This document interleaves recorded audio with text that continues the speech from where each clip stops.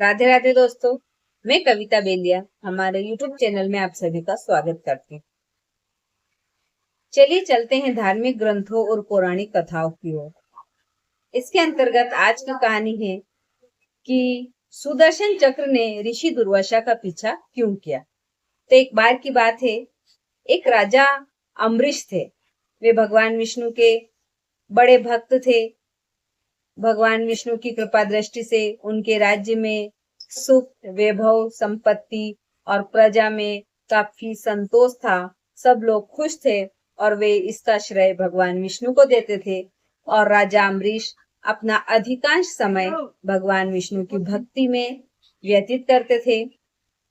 वे एकादशी का उपवास करते थे, जिसमें दसवीं के दिन एक टाइम भोजन करना, 11 का उपवास और द्वादशी तिथि के दिन पारण कर ही अपना उपवास पूर्ण करते थे। एक बार वर्ष भर की एकादशी का उन्होंने उद्यापन किया और द्वादशी तिथि खत्म होने वाली थी। उसके पहले 11 के दूसरे दिन ब्राह्मणों को भोजन दान कराकर उन्होंने अपना पारण करना चाहा। तभी वहां पर दुर्वासा ऋषि उपस्थित हुए और दुर्वासा ऋषि ने देखा तो उन्होंने राजा अम्बरीश ने उन्हें हाथ जोड़कर आग्रह किया कि आप भोजन कीजिए। तब दुर्वासा ऋषि ने कहा कि मैं स्नान और ध्यान कर आता हूँ।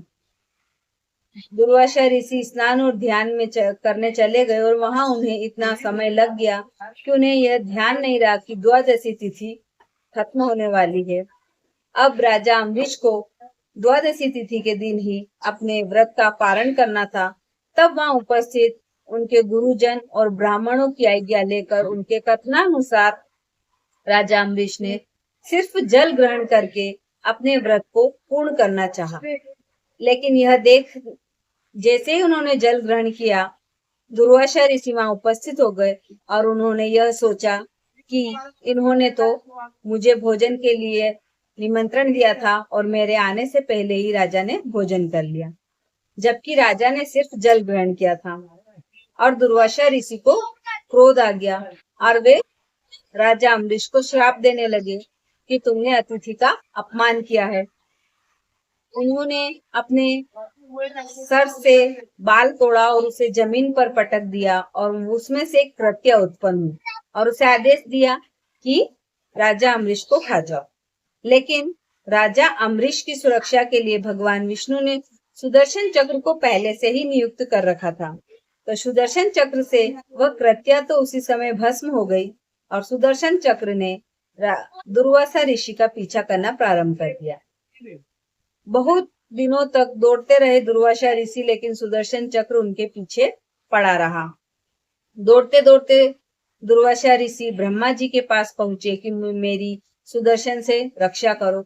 ब्रह्मा जी ने कहा, मैं तो सृष्टि की रचना करता हूँ, संहार करने का कार्य मेरे कार्य क्षेत्र में नहीं आता, आप शिव लोक जाइए। तब दुर्वासा ऋषि शिव लोक गए और वहां भगवान शिव से यह प्रार्थना करने लगे कि मुझे इस सुदर्शन चक्र से मेरी रक्षा कीजिए।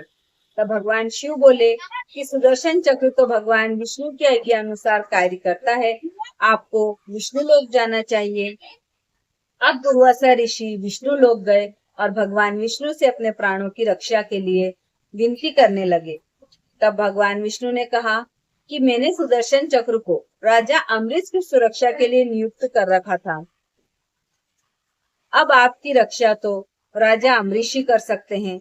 और दुर्वासा ऋषि से भगवान विष्णु ने कहा कि आप हर बात में क्रोध अत्यधिक करते हैं। ऋषियों का कार्य होता है धर्म के कार्य करना, मन में संतोष रखना, शांति रखना, किंतु आप अपनी तपस्या से जो भी शक्तियां ग्रहण करते हैं वो श्राप देने में ही व्यर्थ कर देते हैं और आप क्रोध अत्यधिक करते हैं। इस कारण आप सारी शक्तियों का व्यय श्राप देने में कर देते हैं। और आपने पूरी बात भी नहीं जानी कि राजा अम्बरीश का कोई दोष न था, उन्होंने केवल जल ग्रहण किया था। इस प्रकार विष्णु भगवान के बोलने पर दुर्वासा ऋषि पुनः भागते हुए राजा अम्बरीश के पास आए और कहने लगे कि मुझे क्षमा कर दो और इस सुदर्शन से मेरा पीछा छुड़वाओ। तब राजा अम्बरीश ने कहा कि ऋषिवर, आप मुझे क्षमा कर दीजिए, मेरा कोई दोष नहीं था, मैंने सिर्फ जल ग्रहण किया है और मैं अभी भी भोजन के लिए आपकी प्रतीक्षा कर रहा हूँ। आप मुझे क्षमा कर दीजिए और शांत हो जाइए, तो ये सुदर्शन चक्र भी शांत हो जाएगा। ऐसा कहते ही सुदर्शन चक्र विलुप्त हो गया और फिर राजा अम्बरीश ने और दुर्वासा ऋषि ने भोजन ग्रहण किया। इस प्रकार एकादशी का व्रत करने से भगवान विष्णु की विशेष कृपा प्राप्त हुई राजा अम्बरीश को और उन्होंने अपने राज्य में कई वर्षों तक सुखपूर्वक राज्य किया।